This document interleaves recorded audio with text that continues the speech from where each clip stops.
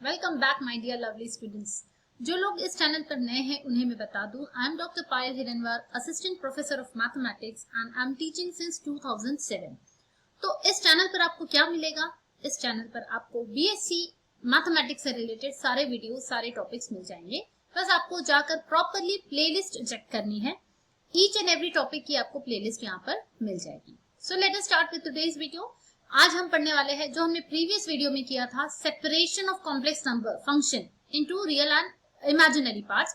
उसी के और एग्जांपल्स हम करने वाले हैं।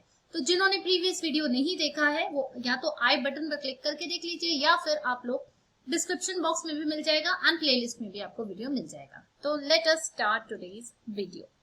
तो हमने प्रीवियस वीडियो में देखा था, हमने तब देखा था ट्रिग्नोमेट्रिक फंक्शन एंड एक एल्जेब्रिक फंक्शन को कैसे सेपरेट आउट किया जा सकता है। आज मैंने एक डिफरेंट टाइप ऑफ एग्जांपल लिया है जो है फ्रैक्शन फॉर्म में, और देखते हैं कि इसको कैसे हम सॉल्व कर सकते हैं। ओके, तो क्वेश्चन क्या है? क्वेश्चन वही है, आपको इस कॉम्प्लेक्स फंक्शन को, कॉम्प्लेक्स वेरिएबल नहीं बोल रही हूँ, this is a complex function, इसको हमें सेपरेट आउट करना है in real and imaginary parts. तो हम इसको सबसे पहले एक नाम दे देते हैं, let F of Z is equal to this. अब नाम देने के बाद में जैसे हमने प्रीवियस वीडियो में देखा था कि z को हम किसी फॉर्म में लिखेंगे, कॉम्प्लेक्स नंबर के एक्चुअल फॉर्म में लिखेंगे। तो दो फॉर्म होते हैं, एक पोलर एंड एक नॉर्मल होता है x प्लस आई वाई। तो हम x plus I Y form में लिख देंगे। तो I can write this as 1 minus x plus I Y. Don't forget to put the bracket, ये नहीं पुट करोगे तो यहाँ गड़बड़ हो जाएगी, upon 1 plus x plus I Y. अब क्या करेंगे, सारे रियल पार्ट को एक साथ लिख लो, इमेजिनरी को एक साथ लिख लो। तो इसको मैं लिख सकती हूँ 1 minus X minus I Y upon 1 plus X plus I Y. हो गया क्या काम? मिल गया क्या real part and imaginary part? नहीं मिला है अभी तक। हमें क्या चाहिए? Something plus I into something. इसको आगे सॉल्व करना है। अब इसको आगे सॉल्व करना तो बहुत आसान है। ये देखो, this is a complex number, this is another complex number. तो हम क्या करते हैं? हम रैशनलाइज करते हैं। जब u अपॉन v फॉर्म होता है, हमें डिनोमिनेटर में i बिल्कुल भी पसंद नहीं है, हमें उसको भगाना है। तो डिनोमिनेटर में से i भगाने के लिए क्या करना पड़ता है? रैशनलाइज करना पड़ता है। तो रैशनलाइज करने के लिए क्या करना पड़ता है? कॉन्जुगेट से मल्टीप्लाई एंड डिवाइड करना होता है। किसके कॉन्जुगेट से? डिनोमिनेटर की। So what is the conjugate? इसका कॉन्जुगेट मतलब i को प्लस i को माइनस i से रिप्लेस करना है। So 1 plus X minus I Y upon 1 plus X minus I Y. बस मल्टीप्लाई और डिवाइड कर दिया। अब नॉर्मली सॉल्व करेंगे। So on solving these terms, मतलब आपको न्यूमरेटर को, सारी टर्म्स को सिंप्लीफाई करना है, आपको मल्टीप्लाई करना है। So on multiplying you will get these terms in the numerator. Denominator में क्या होगा? This is a plus b and this is a minus b form. देखो टर्म सेम है, ये यहाँ पर सेम वैल्यू है, that is it be considered as a, और इसको हम b बोल सकते हैं। तो a plus B, a minus b क्या होता है? a square minus b square. तो इसीलिए डिनोमिनेटर में मिल गया a 1 plus X whole square. अब यहाँ पर आपको एक्चुअली पहले मिलता है a square minus b square, मतलब minus I square minus Y square. आपको ऐसे मिलेगा ये टर्म की वजह से, but minus I square will become, I square is -1, तो ये हो जाएगा प्लस वाई स्क्वायर, एंड इसीलिए आपको यहाँ पर मिला है प्लस वाई स्क्वायर। ठीक है। एंड न्यूमरेटर में तो नॉर्मली जैसे मल्टीप्लाई करते हैं, बस ब्रैकेट ओपन करना है, हर एक टर्म को हर एक टर्म के साथ में आपको मल्टीप्लाई करना है। अब इसको और आगे सॉल्व करेंगे, दैट मीन्स ये i और y, आई वाई को मल्टीप्लाई करेंगे तो ये एक्स वाई को मल्टीप्लाई करेंगे। जितना हम सिंप्लीफाई कर सकते हैं हमें उतना सिंप्लीफाई करना है। सो नेक्स्ट स्टेप में आप देख सकते हो, on simplifying you will get these terms. अब ये टर्म मिलने के बाद में भी क्या हो रहा है, यहाँ पर कुछ टर्म्स कैंसिल हो सकती है। Yes, you can see that ये टर्म कैंसिल हो रही है, plus I X Y and minus I X Y. तो बची है सिर्फ ये वाली terms, we are remained with, and एक और टर्म होनी चाहिए यहाँ पर माइनस आई वाई की। यस, माइनस आई वाई की एक और टर्म मिलेगी आपको, तब जाके you will get these terms, 1 minus X square minus Y square, 1 minus X square minus Y square, and ये दो टर्म्स को मिलाकर आपको मिल जाएगा -2 आई वाई। ठीक है। डिनोमिनेटर में तो और कुछ सिंप्लीफाई नहीं कर सकते, उसको एज इट इज रखना है। एंड देन बस हम पहुंच ही चुके हैं हमारे आंसर की तरफ। क्या अब हम इसको सेपरेट आउट करके लिख सकते हैं? ये बिना आई वाली टर्म्स को एक साथ लिख लिया, एंड आई वाली टर्म को एक साथ लिख के इसको सेपरेट आउट करना है। डिनोमिनेटर दोनों को लगेगा, इस टर्म को भी और इस टर्म को भी। So this becomes our real part. देखो ये मिल गया हमें रियल पार्ट, और इसको हम क्या बोलते हैं, u of X Y, and ये मिल गया हमें इमेजिनरी पार्ट, इसको बोलते हैं v ऑफ एक्स वाई।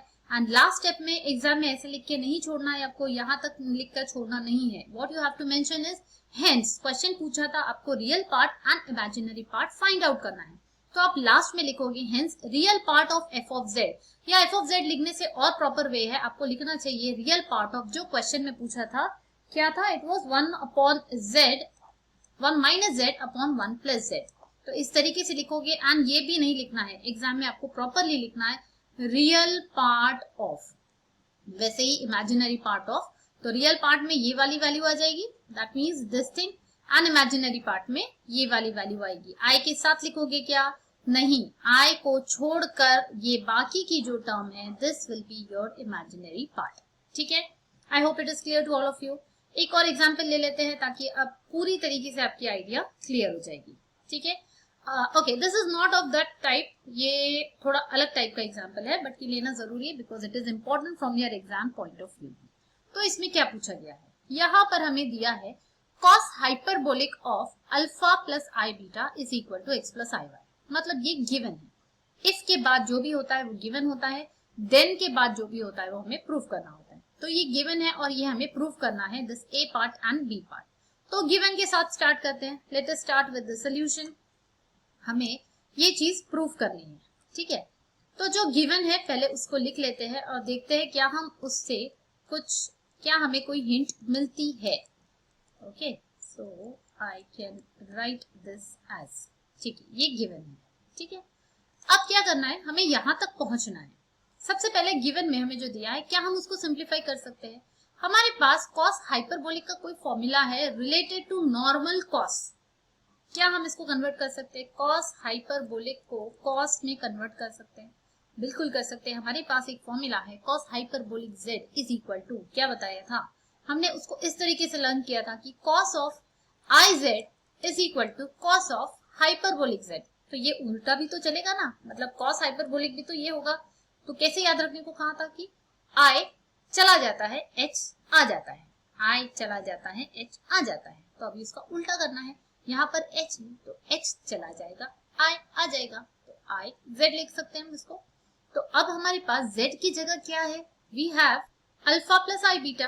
ठीक है, तो क्या हो जाएगा इसका फॉर्मूला, h चला जाएगा, i आ जाएगा, सो i into alpha plus I beta, ठीक है, इज इक्वल टू, ये तो एज इट इज रहेगा, इसको हम ज्यादा कुछ सॉल्व नहीं कर सकते तो एज इट इज लिखेंगे। Then this i can be multiplied inside, तो हमें ये मिल जाएगा cos of i alpha plus i square beta is equal to x plus i y। अब i square हमें बिल्कुल पसंद नहीं है, जब भी हमें i square दिखता है हमें उसको इमीडिएटली लिख देना चाहिए, व्हाट, i square की जगह -1, तो ये आ जाएगा minus beta is equal to X plus I Y. इससे क्या फायदा हुआ, हम ये सब क्यों कर रहे हैं, बिकॉज cos में अगर हमने ला लिया तो हमारे पास cos a माइनस बी का फॉर्मूला है, isn't it? cos a minus B is, yes, we will use that formula, cos a cos b plus sin a sin b। तो ये फॉर्मूला हम यहाँ पर यूज कर सकते हैं, and on using this formula, हमने इसको a माना है, इसको b माना है, we will get this term as, देखो, cos a cos b plus sin a sin b।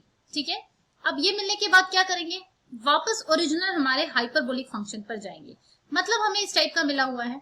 ठीक है, अब इसको अगर हाइपरबोलिक में लिखना है तो कैसे लिख सकते हैं, we can write this as cos hyperbolic, yes, i चला जाता है, h आ जाता है, cos हाइपरबोलिक अल्फा, अल्फा आना चाहिए, क्या क्या था हमारे पास यहाँ पर, यस, अल्फा और बीटा ही है हमारे पास, तो हाइपरबोलिक अल्फा, cos बीटा को कुछ नहीं करना है, एज इट इज लिखना है। वैसे ही साइन हाइपरबोलिक में कन्वर्ट करने के लिए क्या होता है, साइन में याद रखना है आई जाता नहीं है, आई सामने आकर बैठ जाता है, I sine hyperbolic alpha sine of beta is equal to X plus I Y.